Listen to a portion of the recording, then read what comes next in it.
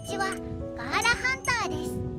前回恵庭の山野で山菜刈り新規開拓に失敗。今回は熱田方面の山にやってきました。この川の上の崖を探します。パッサパサに乾燥していてありそうにありませんね。林道沿いにもっと奥にちょっとした滝がありました。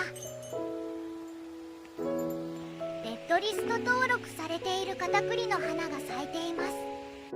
カタクリの花も葉っぱも食べられます。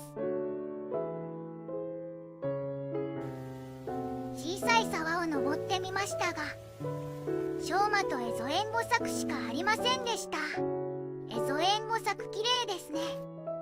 別場所に移動です。この辺りは湧き水もあって期待できそうですね。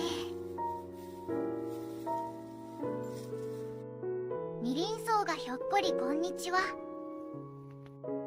もっと上の崖から降りてきましたが、滑落したら死にそうです。写真の真ん中にゴリラみたいなのがいますね。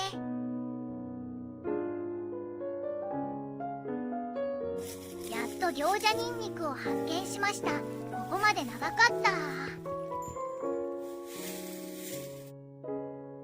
帰りは崖をよじ登り、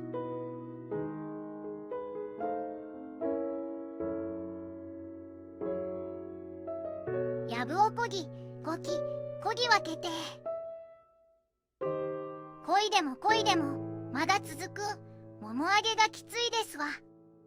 やっと着いた。もうバテバテです。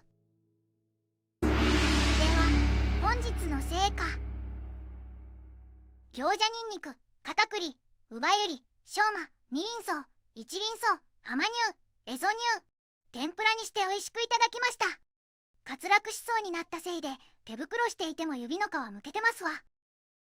皆さんも安全第一で山菜採り楽しんでください。